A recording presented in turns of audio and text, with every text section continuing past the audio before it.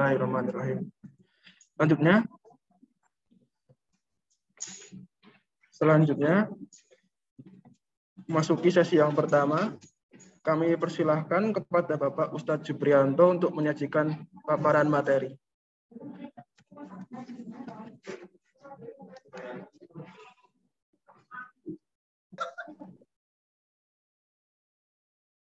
Oh, ini Panji Agung. Screenshot ya.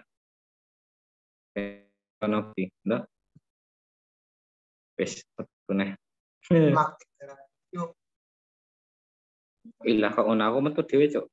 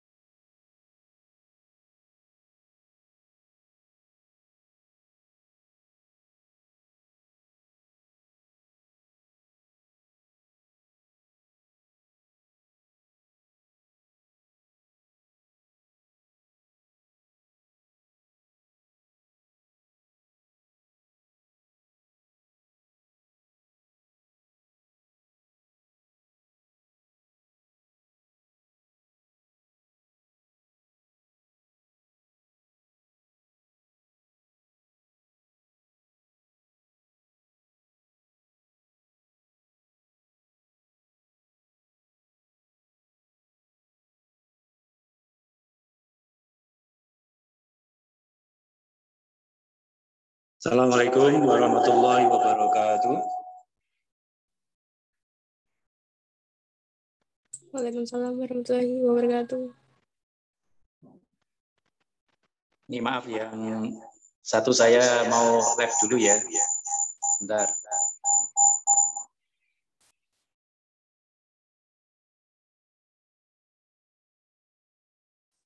Baik, bismillahirrahmanirrahim. Alhamdulillahirabbil alamin. Wassalatu wassalamu ala sayyidina wa maulana Muhammadin wa ala alihi wa ashabihi ajma'in, amma ba'd. Yang terhormat Kepala Sekolah SMA Negeri 1 Sanden beserta Bapak Ibu Guru dan seluruh karyawan semuanya yang terhormat, anak-anakku semuanya, para siswa SMA Negeri 1 Sanden semuanya yang insya Allah senantiasa mendapatkan rahmat dari Allah Subhanahu wa Ta'ala. Marilah pertama sekali kita haturkan rasa syukur kita kehadirat Allah atas segala nikmat dan karunia yang diberikan, dilimpahkan oleh Allah Subhanahu wa Ta'ala pada kita semuanya. Hingga di pagi hari ini saya juga bersyukur bisa diberikan kesempatan untuk bertemu dengan anak-anakku, tapi juga sekaligus adik-adik kelas saya ya, karena saya juga alumni SMA Negeri 1 Sanden. Alhamdulillah ya, setelah mengucapkan rasa syukur kehadirat Allah Subhanahu wa Ta'ala, juga tidak lupa kita aturkan salawat dan salam pada baginda Nabi SAW. Allahumma salli wa sallim wa barik ala Sayyidina Muhammadin wa ala alihi wa ashabihi ajma'in. Di dalam Al-Quran, Allah Subhanahu wa Ta'ala menjadikan ya baginda Nabi SAW itu sebagai manusia yang terbaik ya, karena beliau adalah seorang Rasul utusan Allah ketika dulu saya mengaji, Ustadz saya itu memberikan pengertian ya tentang Rasul. Beliau menyampaikan pengertian bahwa seorang Rasul itu adalah Ar-Rajulul Mustafa Al-Mursalu Minallah Birisalati ilan nas. Jadi beliau memberikan penjelasan bahwa yang namanya Rasul itu adalah seorang lelaki yang terpilih. Ya. Ar-Rajulul Mustafa. Yang memang dalam kenyataannya tidak seorang pun utusan Allah berupa Nabi dan Rasul utusannya itu seorang perempuan. Ya, ini bukan berarti Allah membeda-bedakan ya, kedudukan laki-laki dan perempuan ya, tetapi memang itulah yang dikehendaki oleh Allah SWT ya, karena memang perempuan juga punya fitrah tersendiri yang memang itu tidak memungkinkan ya untuk kemudian seorang perempuan atau seorang wanita itu diutus menjadi utusan Allah yang senantiasa harus melayani umat dalam waktu yang terus-menerus membersamai dengan masyarakatnya. Sehingga di dalam definisi seorang Rasul, yang pertama adalah seorang lelaki yang terpilih, Ar-Rajulul Mustafa. Al-Mursalu minallah, yang diutus oleh Allah SWT, birisalati ilan nas, dengan membawa risalah kepada manusia. Jadi tentu seorang Rasul itu adalah manusia yang terbaik. Ya. Yang dia, apa yang dia bawa, apa yang dia katakan, apa yang dia kerjakan, dia lakukan, itu sesuatu yang terpilih dan mulia. Dan bahkan Allah SWT dalam rangka untuk mengutus seorang Rasul itu, beliau telah menyiapkan kehidupan seorang Rasul itu dari menyiapkan bapak-bapaknya, nenek-neneknya, kakek-kakeknya, seterusnya. Sampai kemudian muncul seorang Rasul utusan Allah yang memiliki ciri-ciri kerasulan dan terpilih dengan berbagai macam kemuliaan yang dia miliki. Nah, anak-anakku semua rahimakumullah, bahwa seorang Rasul itu dia punya peran dan fungsi ya, bahwa Rasul itu seperti tadi di dalam definisi birisalati ilan nas, dengan membawa risalah dari Allah Subhanahu wa taala untuk manusia. Jadi dia membawa risalah, membawa petunjuk yang diberikan oleh Allah Subhanahu wa taala untuk disampaikan kepada umatnya atau kepada manusia. Nah, Rasul yang membawa risalah kepada manusia ini memiliki tugas, yaitu menyampaikan wahyu dan risalah itu. Jadi wahyu dan risalah itu adalah tugas dan amanah yang harus dia tunaikan. Wajib untuk disampaikan atau wajib untuk ditunaikan oleh setiap Rasul utusan. Apa saja yang diterima oleh Rasul dari Allah Subhanahu wa taala, maka itu semuanya disampaikan kepada manusia. Tidak ada yang ditutup-tutupi.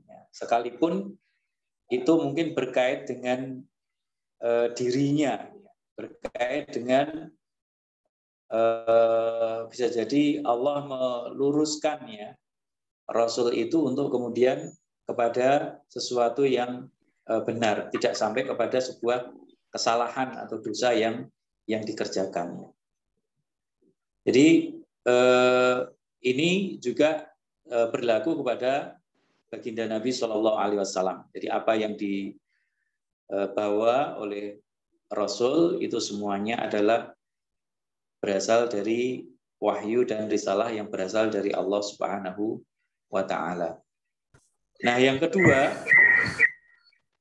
tentu untuk kemudian bisa petunjuk dan wahyu risalah yang dibawa dari Allah Subhanahu wa taala itu bisa diaplikasikan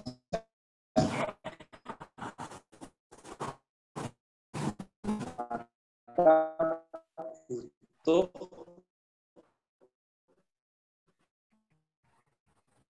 yang namanya salam. Semua Rasul utusan Allah kepada manusia itu juga dari kalangan manusia, tidak ada dari kalangan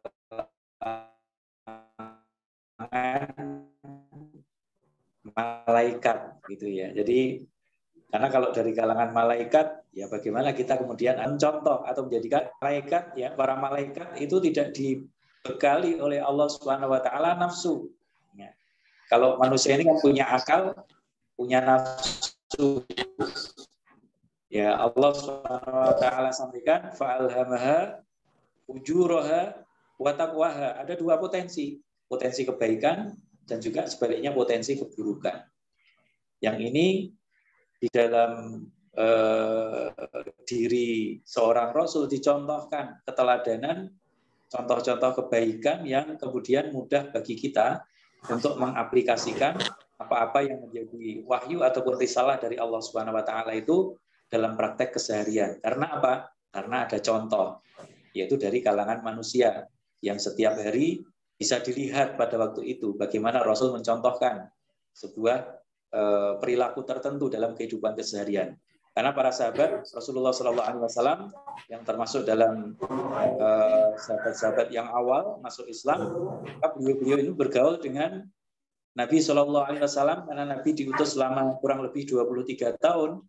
Maka contoh-contoh dan teladan selama 23 tahun itulah yang kemudian bisa dilihat dan mudah untuk dikerjakan oleh para sahabat Rasulullah SAW, dan para sahabat ini dicontoh oleh para tabi'in dicontoh oleh para tabi'ut tabi'in, kemudian terus-menerus para ulama, para generasi sebelum kita, sampai kepada guru-guru kita, sampai kepada ustadz-ustadz kita, pada kiai-kiai kita, kemudian sampai kepada kita. Contoh-contoh dan teladan yang dibawa oleh Sallallahu Alaihi Wasallam. Nah, inilah rahasia ya, kenapa ada utusan Allah berupa seorang Rasul yang kemudian inilah yang memudahkan bagi kita untuk menjalankan, mengamalkan Islam itu secara kafah. Ya, misalnya, contoh di dalam Al-Quran, ketika Allah Subhanahu Wa Taala memerintahkan wa aqimus shalah, ya, maka dirikanlah sholat. Nah, sholat itu aturannya seperti apa? Itu kan kalau tidak diberikan contoh oleh Rasulullah SAW, bagaimana dimulai dengan bersuci, kemudian cara bersuci itu bagaimana ketika besar atau terkena najis, itu bagaimana cara untuk kemudian kita bersuci. Rasulullah mencontohkan bagaimana ketika hadas kecil atau hanya najis kecil yang itu kemudian dengan cara berwudu. Ketika berhadas besar, ya, itu kemudian diperintahkan untuk melakukan mandi janabah. Ya. Nah, itu contoh bagaimana kemudian Rasulullah mengaplikasikan cara untuk melaksanakan sholat diawali sebelumnya dengan bersuci, karena Allah tidak akan menerima kecuali yang suci ketika menghadap kepada Allah Subhanahu Wa Taala. Suci badan, suci pakaian, dan suci juga tempat yang kita gunakan untuk sholat. Nah, itu sekedar contoh.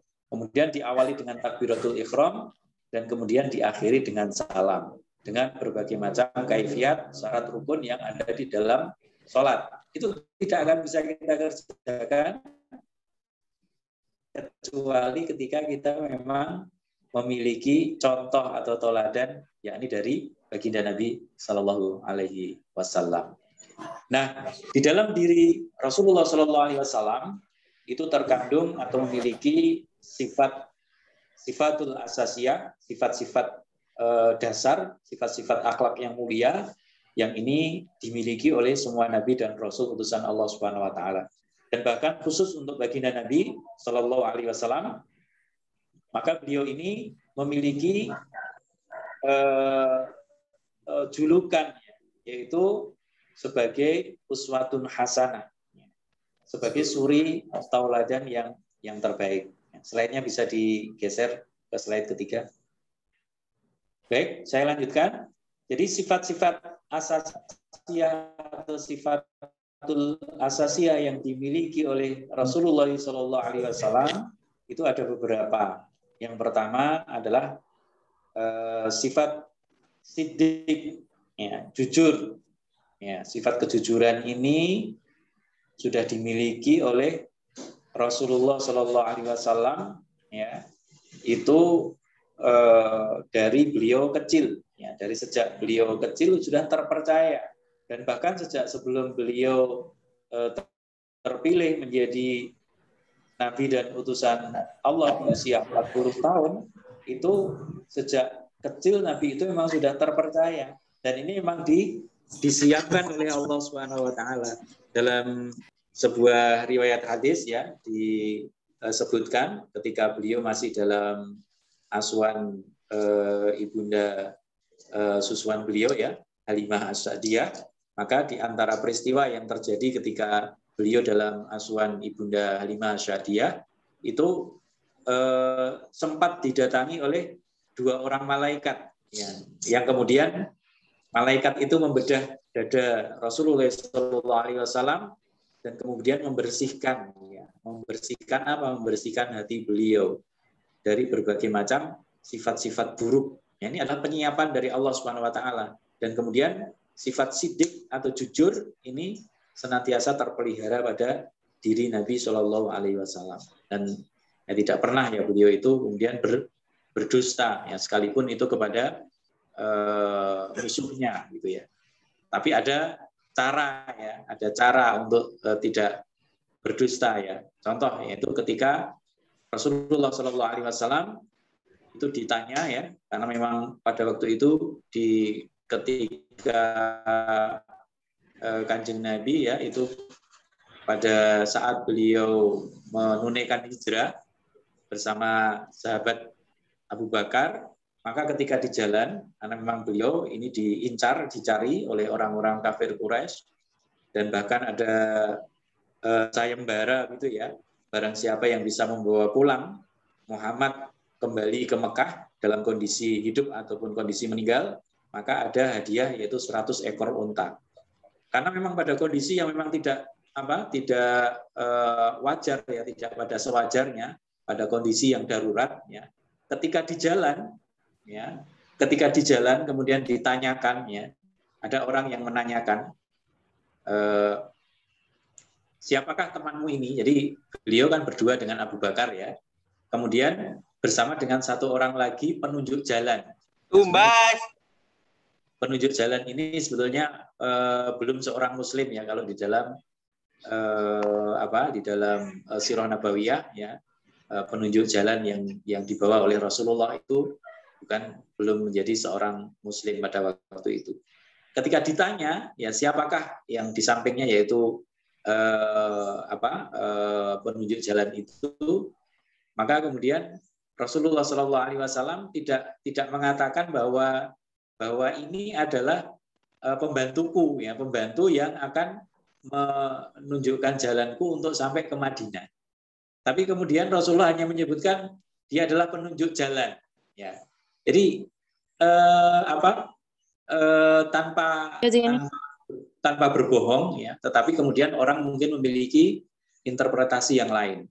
Ketika Rasulullah ditanya berasal dari mana, Rasulullah menjawab berasal dari air, air, begitu. Jadi air itu tentu setiap makhluk, ya, termasuk manusia, itu juga diciptakan oleh Allah Subhanahu wa taala dari air. Dan orang yang bertanya itu tidak lagi menanyakan lagi tentang jawaban yang telah diberikan oleh Rasulullah SAW.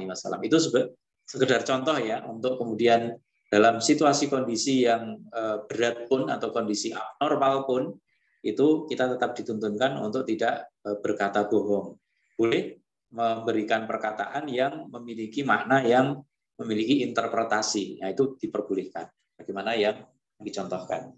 Nah, sifat jujur inilah yang mestinya senantiasa dimiliki, ya, tidak hanya oleh para nabi dan utusan Allah Subhanahu wa taala, tapi juga sifat jujur ini dimiliki oleh kita semuanya.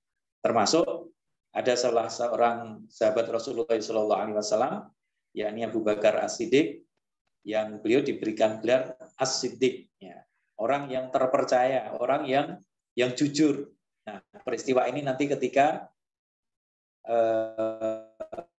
beliau Kanjeng Nabi itu menunaikan Isra Mi'raj, dan kemudian ketika beliau telah pulang ke Mekah, ya, pada waktu itu pulang ke Mekah, ya, dalam peristiwa Isra Mi'raj, kemudian beliau bercerita tentang peristiwa Isra Mi'raj itu yang terjadi pada malam hari perjalanan dari Al-Masjidil Haram ke Al-Masjidil Aqsa, kemudian naik ke Sidratul Muntaha, kemudian kembali lagi sampai ke Al-Masjidil Haram dalam waktu semalam. Maka orang-orang tidak percaya. Tapi ada seorang yang apapun yang disampaikan oleh Rasulullah SAW, Bakar mendapat gelar As-Siddiq, ya, orang yang terpercaya, karena beliau yakin, ya, bahwa Rasulullah SAW kalau dalam Al-Quran disebutkan in huwa illa wahyu yuha.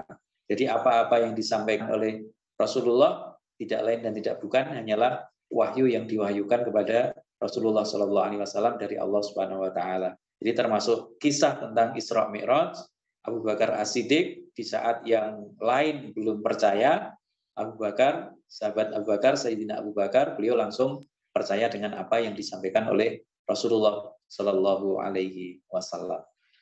Kemudian sifat yang kedua adalah sifat amanah, terpercaya. Ya. Jadi sifat terpercaya ini juga sudah dimiliki, ya, oleh Rasulullah juga semenjak kecil. Jadi beliau memiliki gelar, ya, Al-Amin, orang yang terpercaya. Dari keterpercayaan orang kepada beliau inilah yang kemudian diantaranya yang percaya adalah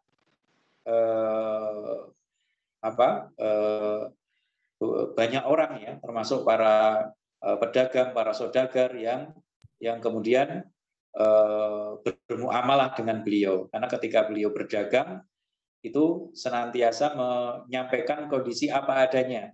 Beliau mengambil untung juga disampaikan, mengambil untung sejumlah berapa itu disampaikan. Itu cara berdagang yang diberikan oleh Rasulullah Shallallahu Alaihi Wasallam.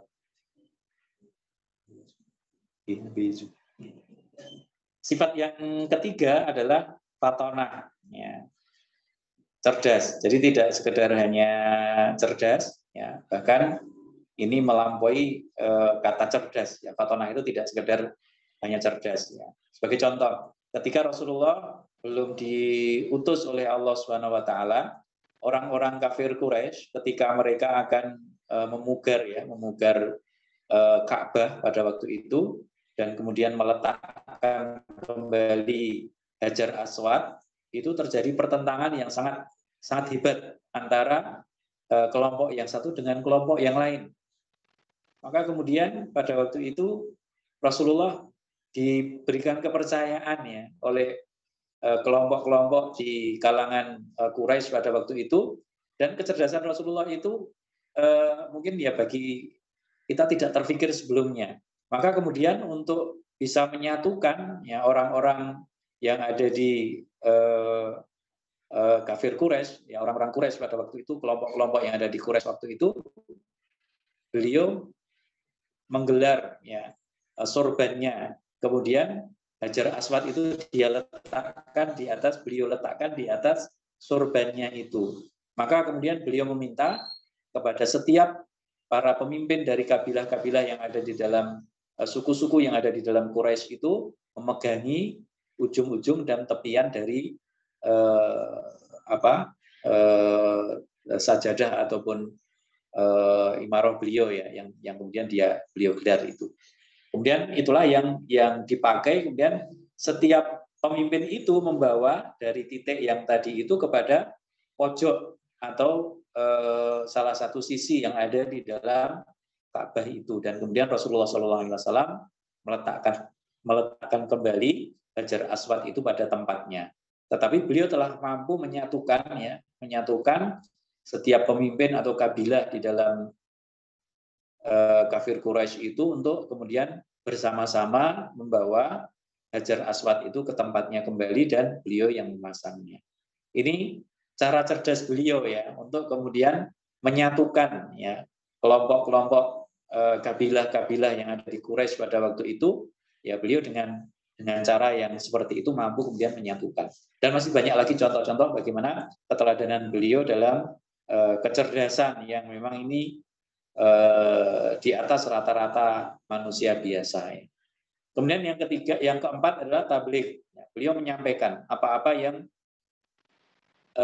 dibawa oleh beliau. Ya. Semuanya disampaikan ya oleh beliau, tidak ada yang ditutup-tutupi. Ya. Sekalipun itu sesuatu yang berat. Ya. Saya pernah memberikan contoh ya kalau di dalam Sirah Nabawiyah itu di antara yang aturan ataupun tradisi yang sebelumnya sudah ada di kalangan orang-orang kafir di Arab pada waktu itu, bahwa kedudukan anak angkat ya, itu dengan anak kandung itu sama. Ya. Jadi seorang anak yang telah diangkat ya di dalam kedudukan orang-orang kafir pada waktu itu, aturan ataupun tradisi mereka antara anak yang diangkat dengan anak kandung itu sama. Nah, Rasulullah itu punya anak angkat yaitu Zaid ya. Zaid yang anaknya dari bapak namanya Harithah ya. Jadi disebut sebagai Zaid bin Harithah. Ya, tapi kemudian bagian orang menyebut Zaid bin Muhammad ya. Dan ini kan tidak diperkenankan oleh Allah Subhanahu wa taala ya. Dan kemudian memang posisi anak angkat dengan anak kandung itu berbeda. Nah, salah satu cara yang menegaskan untuk kemudian ini berbeda adalah Rasulullah SAW diperintahkan oleh Allah Subhanahu wa taala itu menikahi ya mantan istri dari anak angkatnya. Jadi ketika anak angkatnya si Zaid ini bercerai dengan istrinya, itu Rasulullah diperintahkan oleh Allah Subhanahu wa taala untuk menghapus yang membedakan antara anak angkat dengan anak kandung. Itu salah satu caranya adalah dengan menikahi salah seorang istri dari mantan istri dari anak angkatnya. Ini kan berat sekali ya, sesungguhnya sesuatu yang sangat berat ya untuk dilaksanakan. Bagaimana Rasulullah kemudian dicaci, bagaimana Rasulullah kemudian dihujat dan seterusnya. Tapi ini karena perintah Allah, ya beliau menyampaikan aturan dari Allah Subhanahu wa taala bahwa kedudukan anak angkat dengan kedudukan seorang anak kandung itu berbeda. Rasulullah diperintahkan demikian, itu juga tetap beliau kerjakan yang demikian itu. Inilah di antara sifat-sifat mulia, yang akhlak mulia yang dimiliki oleh Rasulullah SAW. Masih banyak lagi ya, sifat tawadhu, sifat sabar, sifat pemberani dan seterusnya.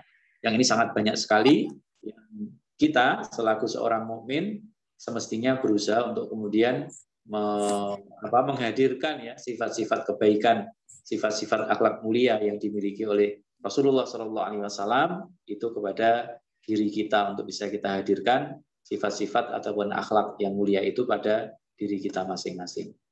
Baik, selanjutnya di slide berikutnya ini sekedar contoh-contoh ya, saya sampaikan ada 17 akhlak teladan Nabi SAW. Yang pertama, ketika beliau berjabat tangan dengan seseorang, maka Nabi SAW tidak pernah melepaskan tangannya lebih dahulu.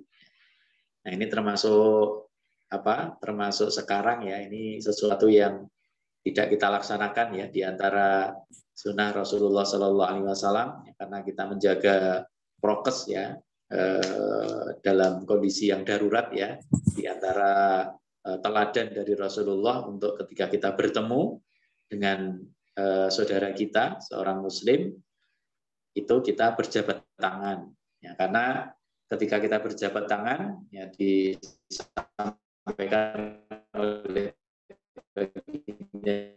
Nabi itu akan menghapuskan ya itu dosa-dosa kecil di antara dua orang itu sampai mereka melepaskan tangannya. Dan ketika Rasulullah diajak berjabat tangan, maka beliau tidak melepaskan terlebih dahulu. Supaya apa? Ya, untuk ini akan memberikan sebuah perasaan ya bahwa setiap orang itu merasa spesial ya di hadapan Rasulullah SAW. Merasa dalam bahasa Jawanya itu diwongke begitu ya, sangat-sangat diwongke, sangat-sangat dihormati, sangat-sangat dihargai oleh Rasulullah, sehingga Rasulullah tidak melepaskan tangannya lebih dulu sebelum orang yang mengajak jabat tangan itu melepaskan tangannya. Yang pertama, yang kedua, ya ketika beliau berjalan itu tidak pernah menyeret kakinya, jadi tidak ada kesan ketika berjalan itu malas, gitu ya. Tidak ada sifat malas yang dimiliki oleh ya kesan malas itu tidak ada. Ya beliau tegak ya dan ketika berjalan ya, tidak ada sifat-sifat yang kelihatan malas atau sifat-sifat yang istilahnya itu sifat lemah gitu ya yang dimiliki oleh Rasulullah SAW.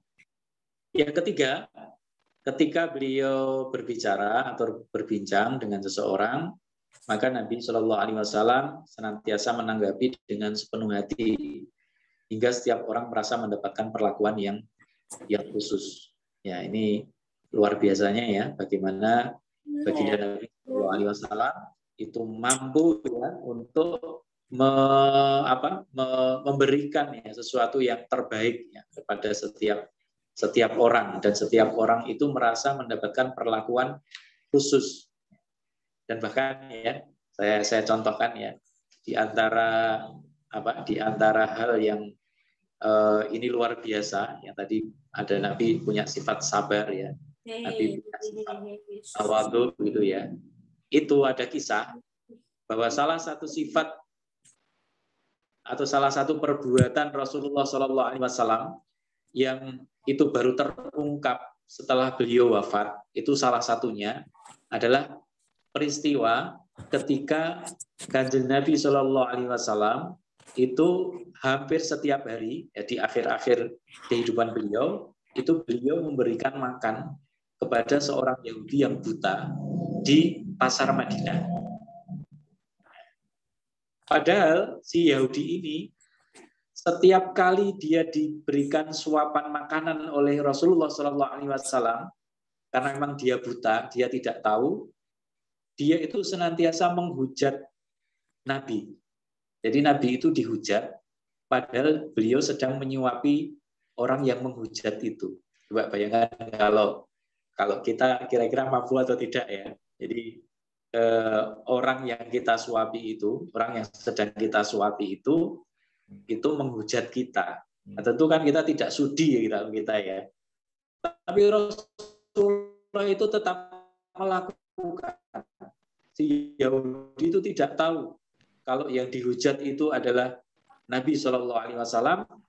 Kalau yang memberikan suapan makanan, dan baru setelah beberapa saat Rasulullah SAW itu wafat, maka kemudian Sayyidina Umar bin Khattab radhiyallahu an itu bertanya kepada putrinya salah seorang istri dari Nabi ya, Sayyidah Hafsah ya, itu adalah putra dari Umar, Sayyidina Umar. Itu beliau bertanya, putriku, apa yang biasa dikerjakan oleh Rasulullah dan aku belum mengerjakan? Aku akan mengerjakannya. Gitu. Maka kemudian istri beliau, Hafsah, Sayyidah Hafsah menyebutkan, wahai ayah, karena engkau adalah orang yang sangat dekat dengan baginda Nabi, semua yang telah dikerjakan oleh Rasulullah, kebaikan-kebaikan beliau, engkau telah mencontohnya. Tapi ada satu yang belum engkau kerjakan, yakni Nabi, ya baginda Nabi itu sering memberikan makanan kepada seorang buta yang ada di pasar Madinah. Coba engkau cari apakah si Yahudi buta itu masih ada atau tidak. Beliau biasanya sering memberikan makan kepada si Yahudi buta itu yang sangat miskin, yang tinggal di pasar Madinah. Kemudian dicari, dan ketika ketemu ciri-ciri yang telah disampaikan oleh putrinya itu, maka kemudian Umar ya, Sayyidina Umar mendekat ya, dan kemudian itu memberikan suapan Tapi pada saat memberikan suapan itu terdengar dari mulut si Yahudi itu hujatan-hujatan kepada baginda Nabi Shallallahu Alaihi Wasallam, sehingga beliau saya tahan lagi begitu ya, sehingga ya doso Jawone itu doso begitu ya, artinya le menyuapi itu tidak lagi dengan cara lemah lembut begitu ya, sehingga kemudian terasa oleh si Yahudi ini yang tidak bisa melihat, kayaknya kamu ini bukan sahabatku yang selalu memberikan makanan kepadaku dengan cara yang lembut, dengan cara yang baik menyuapiku. Engkau kelihatannya bukan orang yang biasa datang ke sini. Kemudian dia tanyakan, Yahudi itu menanyakan, kemana orang yang biasanya memberikan suapan kepadaku kok sudah beberapa hari tidak datang ke sini dan memberikan makanan kepadaku. Kemudian disampaikan ya bahwa yang kau sebut-sebut itu adalah Rasulullah Shallallahu Alaihi Wasallam.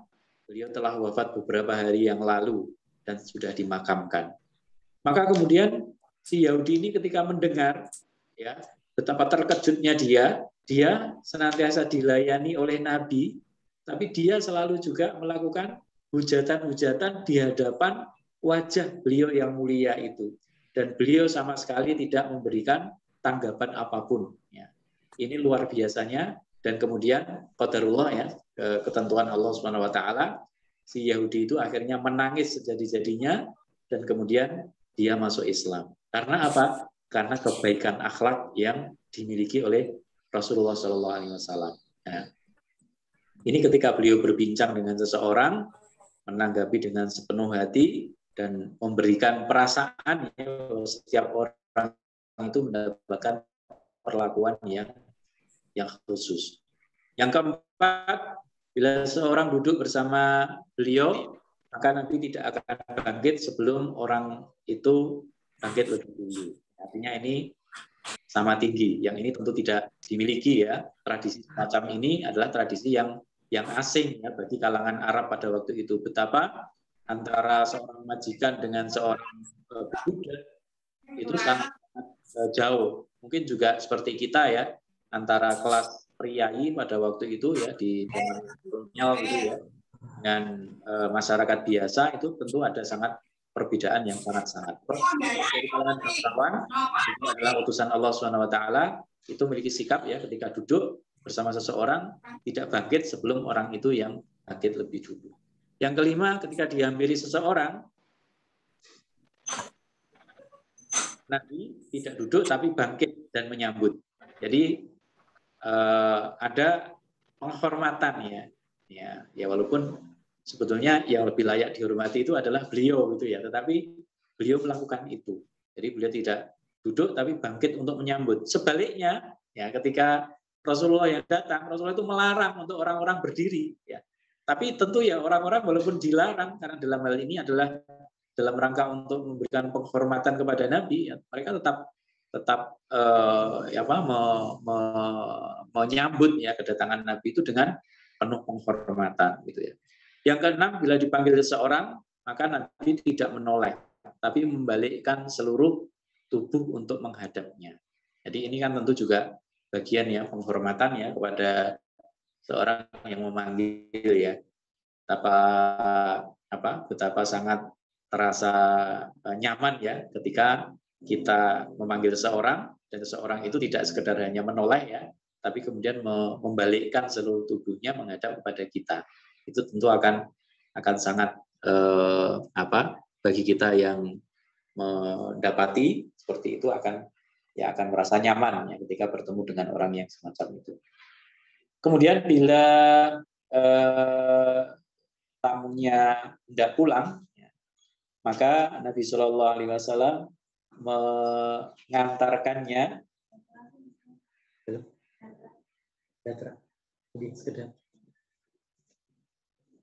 Bila tamunya hendak pulang, maka dia mengantarkan hingga ujung kampung. Nah ini contoh ya, bagaimana beliau juga menghormati tamu sampai diantar sampai kepada tempat yang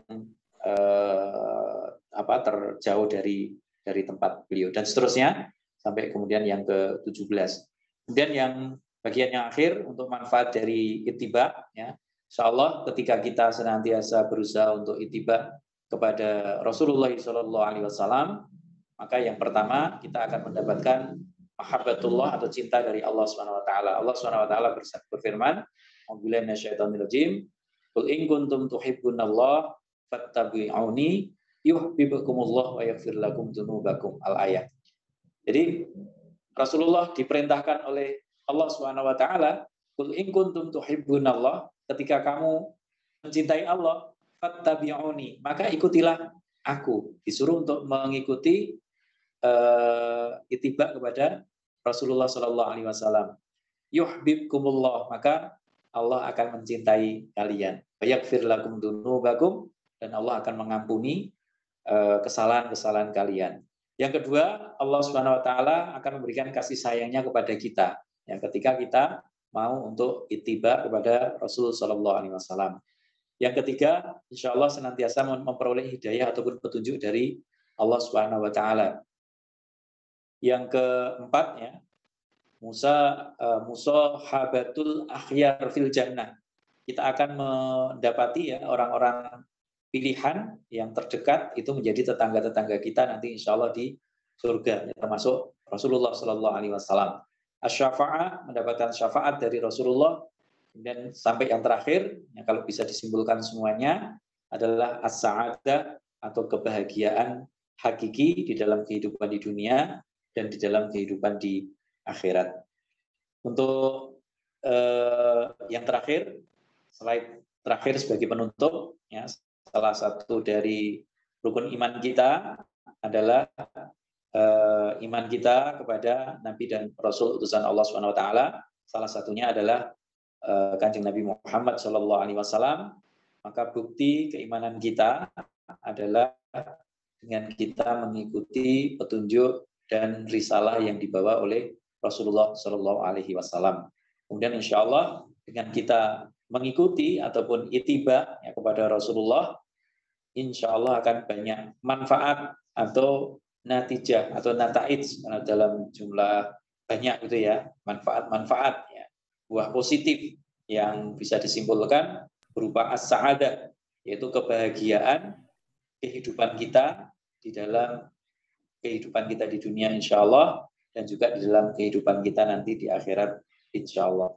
Saya kira demikian, tidak perlu berpanjang lebar di dalam saya menyampaikan kajian pada pagi hari ini.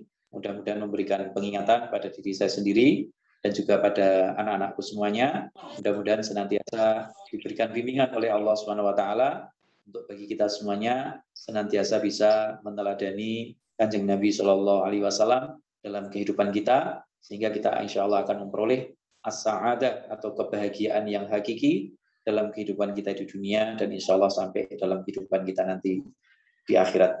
Akhirul kalam, wabillahi taufiq wal hidayah, waridho wal inayah. Assalamualaikum warahmatullahi wabarakatuh. Waalaikumsalam warahmatullahi wabarakatuh. Waalaikumsalam warahmatullahi wabarakatuh. Terima kasih kepada Ustadz Juprianto yang telah menyampaikan materi pada kajian. Selanjutnya, saya akan menyampaikan pada kajian hari ini. Yang pertama, pengenalan Rasul adalah orang yang terpilih dan diutus oleh Allah, yang dikasih isollah oleh Allah. Yang kedua, peranan Rasul adalah membawa risalah atau tugas dan amanah yang wajib disampaikan kepada umat. Rasulullah juga menjadi contoh teladan bagi umat untuk diaplikasikan ke kehidupan sehari-hari. Yang ketiga, setiap Rasul mempunyai sifat asas Rasul atau akhlak mulia, yaitu sidik, amanah, fatonah, dan tabligh. Yang keempat, Nabi antaranya saya ambil contoh 3 saja. Yang pertama, bila menjabat tangan seseorang, Nabi tidak pernah melepaskan tangannya terlebih dahulu. Yang kedua, bila sedang duduk bersama seseorang, Nabi tidak bangkit terlebih dahulu. Yang ketiga, Bila sahabatnya sakit, Nabi Muhammad tiba di sesi selanjutnya, yaitu tanya jawab kepada hadirin. Silahkan jika mempunyai pertanyaan boleh diajukan di kolom chat.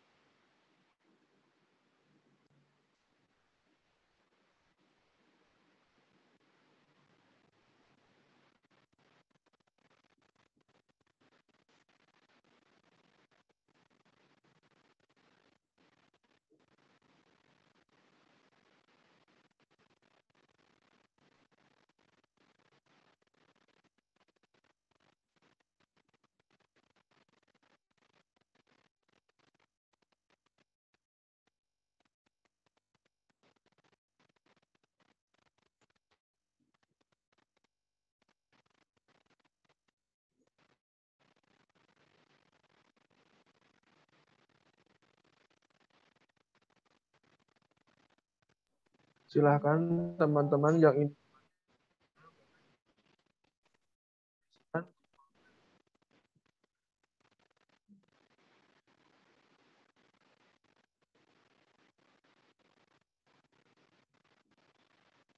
Tidak harus dipaksa, Mas. Kalau nggak ada, nggak apa-apa. Alhamdulillah, malah bisa terus lanjut ke agenda berikutnya. Monggo.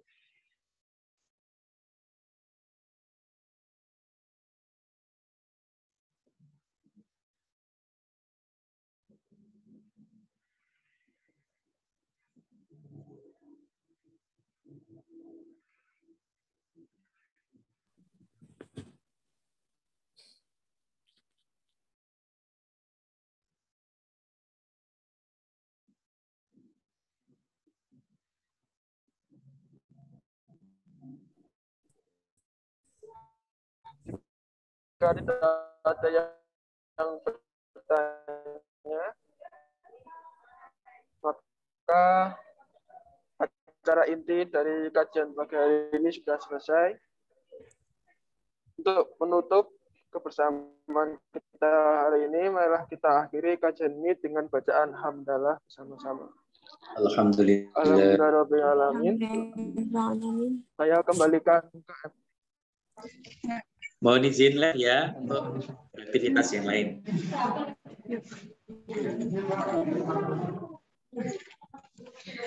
Terima kasih kepada moderator dan Ustadz Jupianto yang telah membagikan ilmunya kepada kita. Semoga bermanfaat dan penutup. Untuk lain-lain akan disampaikan kejuaraan lomba Maulid Nabi yang sudah terlaksana sebelumnya.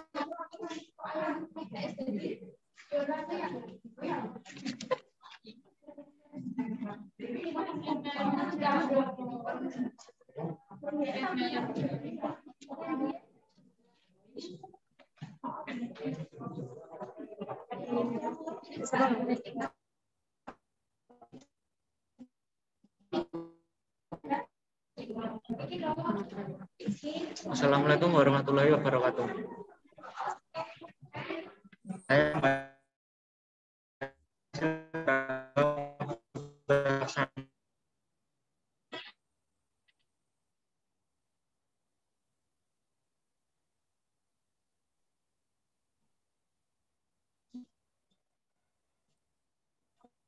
kelas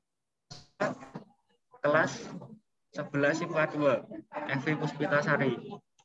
Untuk MTQ juara 1 diraih oleh kelas 12 MIPA 2 Nisa Fatia Fauzi. Juara 2 diraih oleh kelas 12 bahasa. Dan untuk kaligrafi juara 1 diraih oleh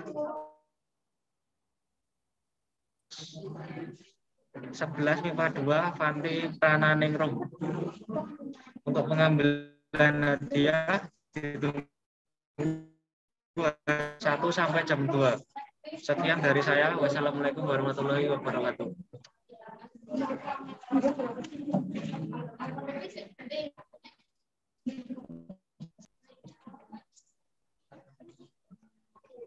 Mari kita tutup acara pada pagi menjelang siang hari ini dengan membaca doa kafaratul majlis. Subhanakallahumma wa bihamdika asyhadu an la ilaha illa anta astaghfiruka wa atubu ilaik. Demikian pada penghujung acara. Kami selaku pembawa acara meminta maaf apabila dalam membawakan acara banyak salahnya. Wabillahi taufik wal hidayah. Wassalamualaikum warahmatullahi wabarakatuh. Waalaikumsalam warahmatullahi wabarakatuh.